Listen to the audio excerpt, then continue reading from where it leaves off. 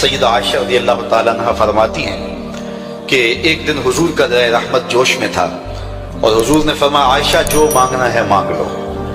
میں نے عرض کی یا رسول اللہ اگر آپ اجازت دیں تو میں اپنے باپ حضرت ابو بکر صدیق رضی اللہ تعالیٰ عنہ سے مشورہ نہ کر لوں کہ میں نے کیا مانگنا ہے؟ تو فرمایا کہ جاؤ مشورہ کر لو، مشورے کی اجازت بھی ہوگی۔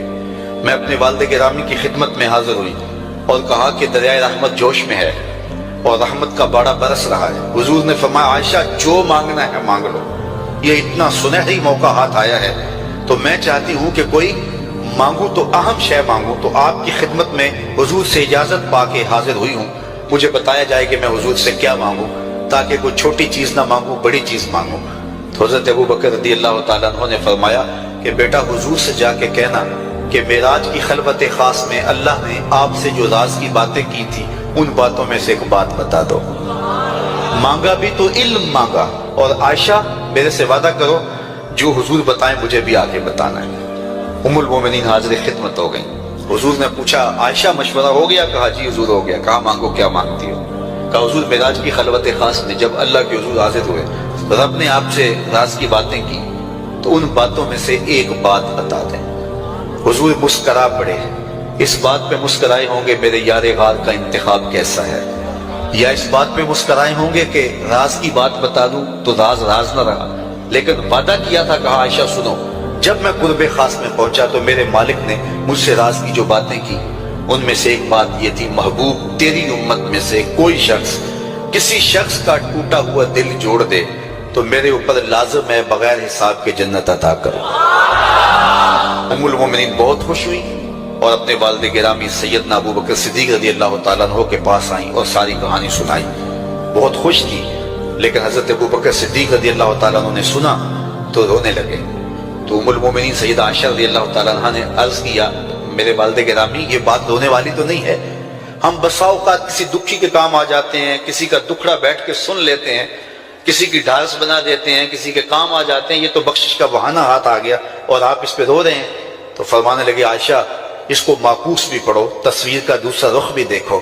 اگر کوئی شخص کسی کا ٹوٹا ہوا دل جوڑ دے تو بغیر حساب کے جنت میں جائے گا، اس کا دوسرا رخ یہ ہے اگر کوئی کسی کا دل توڑ بیٹھے تو سیدھا جہنم میں جائے گا۔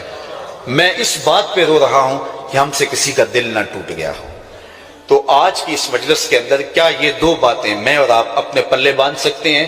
ایک کا تعلق حقوق العباد سے ہے اور ایک کا تعلق حقوق اللہ سے ہے۔ حقوق اللہ میں سب سے اہم چیز نماز ہے، اور پہلا سوال قیامت کے دن نماز کا ہی ہوگا۔ بلکہ حضور نے معراج میں جو مختلف مظاہرے دیکھے ان میں ایک چیز یہ بھی دیکھی، کچھ لوگوں کے سر پتھر سے کچلے جا رہے تھے، پھر صحیح ہو جاتے، پھر کچلے جاتے۔ جبریل سے پوچھا یہ کون لوگ ہیں؟ تو کہا آپ کی امت کے یہ لوگ وہ لوگ ہیں کہ جن کے سر نماز سے بھاری رہتے تھے۔ نماز کا کہو نہ بے نمازی کو، تو وہ پہلا بہانہ تو یہ لگائے گا کہ میرے کپڑے ٹھیک نہیں ہیں۔ میرے بزرگ فرمایا کرتے تھے تیرے کپڑے کیسے پاک ہو سکتے ہیں؟ تو رب کے حضور جھکنا نہیں جانتا، آ اس کے حضور جھکنا سیکھ لے، وہ تیرا لباس بھی پاک کر دے گا، تیرا دل بھی پاک کر دے گا۔ تو دوسرا بہانہ ہے، دوسرا بہانہ یہ ہوتا ہے کہ ہفتے کو شروع کروں گا جی، پہلی تاریخ سے شروع کروں گا۔